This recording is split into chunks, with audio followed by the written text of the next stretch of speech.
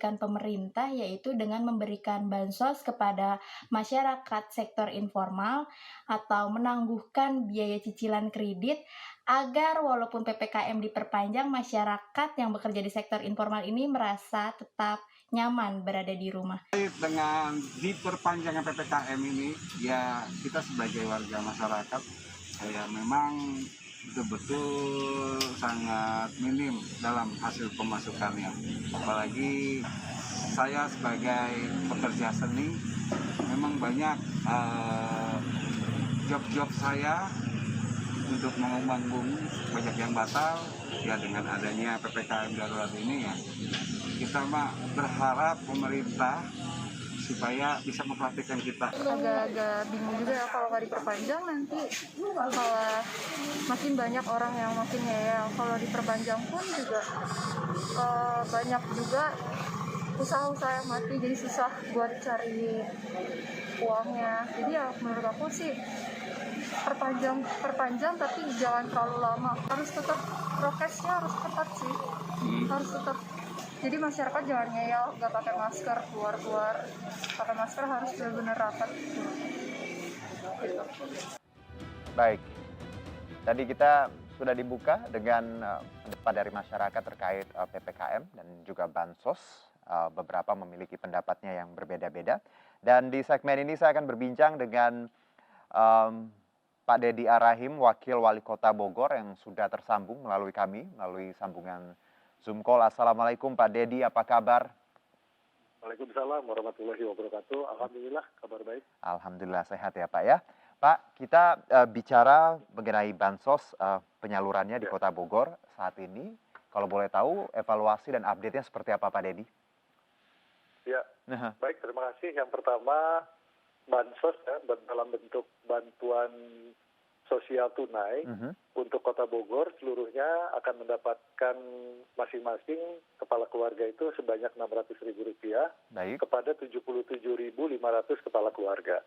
Nah, di luar yang non DPKS ada juga yang data terpadu kesejahteraan sosial jumlahnya ada 72.000 ditambah dengan tambahan berupa 10 kg beras untuk masing-masing kepala keluarga yang jumlahnya 115.000 kepala keluarga. Jadi itu yang sudah dipersiapkan bersama-sama antara pemerintah Kota Bogor dengan Kementerian Sosial, dan juga kita tambah dengan bantalan ya. Bantalan ini khusus kita prioritaskan kepada mereka yang melakukan isolasi mandiri di rumah, di luar data DTKS maupun non-DTKS. Jadi sudah cukup banyak kalau kita bicara bantuan sosial, dan mudah-mudahan dengan turunnya bantuan sosial selama 25 hari ke depan ini, situasi dan kondisi masyarakat lebih kondusif ya di dalam menghadapi PPKM, dan kita berharap juga tentu dengan kondisi yang sulit ini masyarakat sedikit terbantu dengan adanya bantuan dari pemerintah.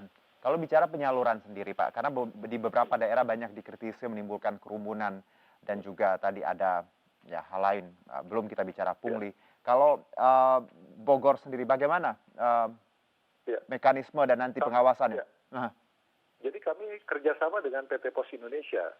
Seluruh bantuan sosial tunai itu kami kerjasamakan ya. Jadi yang melaksanakan pemberian resi kepada masyarakat yang dituju itu langsung diantar oleh petugas dari kantor Pos Indonesia.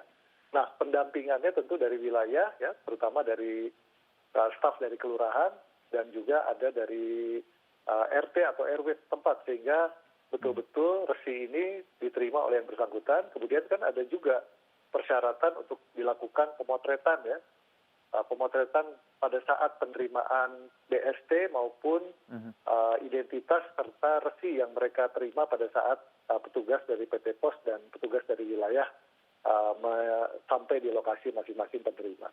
Itu mekanismenya. Jadi kami tidak melakukan semacam mengundang mereka ke satu tempat, tetapi kita jemput bola dan langsung kita menyerahkan bantuan itu di lokasi masing-masing rumah dari keluarga penerima manfaat. Iya, karena ya ini juga yang menjadi concern beberapa pihak Pak, ketika ya kita tahu Kementerian Sosial menggandeng Pos Indonesia menjadikan ini satu pintu, tapi banyak yang mengkritisi ketika harus datang dan menimbulkan kerumunan. Dan Bogor, Anda juga tadi menyebutkan bahwa dari perwakilan kantor pos dan pendampingan itu door to door dengan kata lain seperti itu ya Pak Dedi? Door to door, betul. Oke.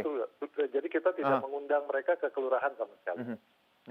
Pertimbangannya memang itu ya Pak, door to door ini adalah memang solusi terbaik karena kita tahu ya kalau datang rame-rame apalagi kita lihat di beberapa wilayah bansos tadi menimbulkan kerumunan.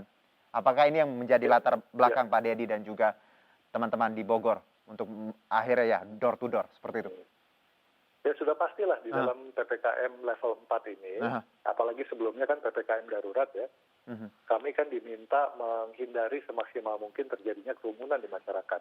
Nah kalau kemudian nanti pemerintah justru tidak memberikan contoh yang baik, nanti kan efeknya akan negatif gitu kan. Nah, jadi kami upayakan semaksimal mungkin seluruh proses pelaksanaan tidak menimbulkan kerumunan. Baik. Jadi kita prioritaskan mereka yang kita sambangi ke rumah masing-masing. Jadi sama sekali ya kita upayakan semaksimal mungkin seperti itu. Nah di satu sisi yang lain ada juga pemikiran terakhir terbaru ya. Kami ingin juga memang penerima ini adalah mereka yang sudah melaksanakan vaksinasi. Cuma sebagian kan sudah terdistribusi. Nah kalau memang nanti kita keluarkan kebijakan yang sama seragam dengan daerah lain, tentu ini akan juga berdampak pada meningkatnya jumlah masyarakat yang punya keinginan untuk divaksin. Kalau kita kaitkan antara penerimaan bansos dengan vaksinasi. Iya, menarik bahwa memang kita tahu ini salah satu membuat masyarakat agar masyarakat tadi mau divaksin ya Pak ya dengan adanya mekanisme tadi. Nah, kalau bicara hal lain Pak Pungli, ini juga yang harus kita waspadai karena beberapa wilayah ada yang karena ini tadi pembagiannya ada bentuknya sembako, harus bayar plastik lah, seperti itu harus bayar ini itu. Bagaimana Pak Dedi dan jajaran melihat kemungkinan adanya oknum atau seperti apa nantinya pengawasannya? Ya sebetulnya memang kami melihat ya, kan bantuan sosial tunai kita lakukan jemput bola. Baik. Tetapi untuk yang kartu sembako, mereka mengambil sembako itu di warung kan. Nah kadang-kadang sebetulnya kalau saya melihat mungkin bukan berupa pungutan, tetapi karena pelaksanaan penjemputan sembako itu dilakukan secara kolektif, nah disitulah ada biaya transport. Kan dalam satu kelurahan misalnya kan, yang penerima itu jaraknya mungkin 1-2 kilo. Mereka nggak mau ngambil sendiri. Nah biasanya ada koordinator kolektif. Nah disitulah yang rawan. Nah, jadi kalau dari sisi komoditasnya sendiri tidak ada yang berkurang, tetapi tadi ada ongkos pengambilan gitu kan. Kemudian ada ongkos plastik. Nah jadi kategorinya apa ya, kalau misalnya dari situ mungkin jasa. Tetapi kalau ada pemotongan BSP, saya pikir itu akan berbeda. Itu bisa dikategorikan sebagai pungli ya. Jadi kalau kita lihat bahwa ya ada biaya ekstra untuk mengambil atau mengemas, tapi yang penting isinya tadi tidak ada yang dipotong seperti itu ya Pak ya? Iya, yang penting begini, kalau bisa ya mengambil sendiri, ngapain dikolektifkan? Ya, ya betul. Jadi kalau ya itu kan kebijakan masing-masing sebenarnya Pak wilayah, tapi kita lihat juga semoga juga tadi yang penting yang isinya itu tidak dirubah, tidak dimodifikasi. Ya ini yang jadi concern kita bersama. Nah kalau terkait dengan data sendiri Pak, banyak yang mengeluh bahwa banyak data yang ya kita tahu biasa terjadi ketika ada data penerima, ada yang sudah meninggal masih dapat, ada yang berhak tapi tidak dapat. Bagaimana Bapak dan jajaran mengantisipasi untuk warga yang memang berhak yang mendapatkan ini memang benar-benar ya sampai ke dalam rumahnya, ke depan pintu rumahnya? Ya yang pasti begini ya, data itu kan diupdate setiap tahun. Baik. Timnya siapa yang melaksanakan? Tentu yang melaksanakan adalah tim dari Kementerian Sosial Republik Indonesia. Baik. Namun dibantu oleh teman-teman dari wilayah, dari RT, RW, lurah begitu kan, kelurahan. Nah kadang-kadang memang data basic yang diterima di tingkat kelurahan itu kan kalaupun sudah diverifikasi ternyata masih saja ada upaya-upaya untuk menyisipkan data. Misalnya masih keluarganya RT lah, masih adiknya RW begitu kan. Padahal jelas di dalam ketentuan semua penerima bantuan sosial yang DTKS maupun non DTKS ada ketentuannya. Mereka harus memenuhi kriteria desil 1 sampai 4. tua, renta, tidak berdaya, miskin absolut, gitu kan. Secara fisik tidak mungkin mendapatkan pekerjaan atau mencari nafkah. Jadi banyak sekali kriteria-kriteria itu, namun kadang-kadang penyusupan data itu masih sering terjadi. Makanya setiap tahun kita dukung pelaksanaan revisi atau pengupdatean data ya. Nah, itu selalu dilakukan per tahun. Nah, mudah-mudahan setiap tahun ada perbaikan-perbaikan, dan semakin lama semakin sedikit orang yang berusaha terus untuk menyusupkan data. Jadi sejauh ini sih kami tentu harapannya yang bisa monitor adalah dari masyarakat langsung. Kalau memang ada orang yang tidak berhak, yang tidak masuk sebagai miskin absolut begitu kan, tetapi menerima, ya sebaiknya sih diusulkan untuk tidak menerima kembali di tahun berikutnya, karena memang tadi pemutakhiran data itu dilakukan setahun sekali. Jadi insya Allah selalu ada progres lah untuk perbaikan data.